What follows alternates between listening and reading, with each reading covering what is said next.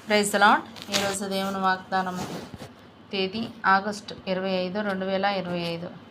జకర్యా గ్రంథము 4వ అధ్యాయము 6వ వచనము.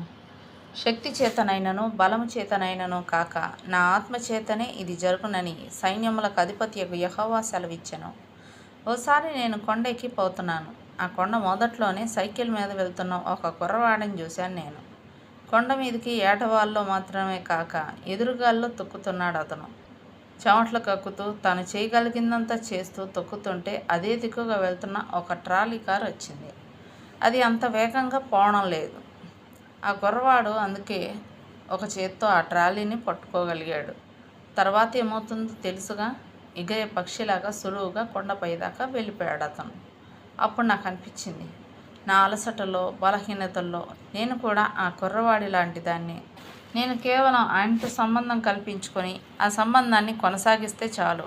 ఆ పిల్లవాడు ఒక చేత్తో ట్రాలీని పట్టుకున్నట్టు ఒక వేలంత విశ్వాసంతో యేసుని పట్టుకుంటే చాలు.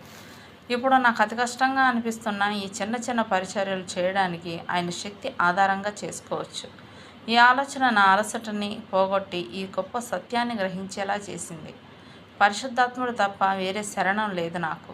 ఎంత నష్టమైనా ఆ పరిపూర్ణత కావాలి. బంధాలన్నీ తెంచి నావను నడిపించి రక్షించడానికి నిలబెట్టడానికి సమర్థుడు ఆయన. అహం కొట్టుకుపోయేదాకా నిలువునా మునుగు. ఖాళీ నావ ఆయన పాదాల దగ్గర పగిలేదాకా, స్వహస్తాలతో ఆయన మళ్ళీ తీర్చిదిద్దేదాకా ఆయన చెంతనే ఉందాం. దేవుని చిత్తం తప్ప వేరే శరణం లేదు మనకు. ప్రభువుని అడుగుజాడలు తప్ప వేరే దారి లేదు. సౌఖ్యాలు త్యజించి ఆయన్నే మార్గదర్శిగా ఎంచి ఆయన స్వరం కోసం, నడిపింపు కోసం కనిపెడదాం. నేడు సొంత ఆలోచనలని నేను వదిలేశాను. నిరంతరం ఆయన సంకల్పమే శిరోధార్యం. నా ఆశలు, ఆశయాలు ఆయనతో పాతిపెట్టాను.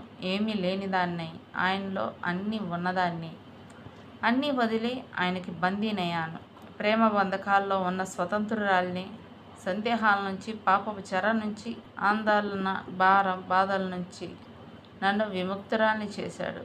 అన్నీ వదిలేశాను. నా అంతరంగాన్ని కడిగి శుభ్రపరిచే ఆ దివ్యమూర్తి సందర్శనం కోసం ఆయన వస్తాడు. నాలో పరిశుద్ధాత్మ నింపుతాడు.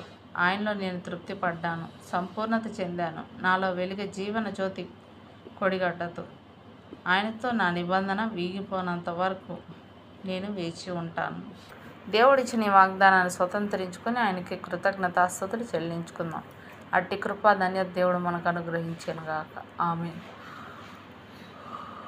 దేవుడు తన పరిశుద్ధ వాక్యం మన వినికిడి అంతా దీవించును గాక. ఆమేన్.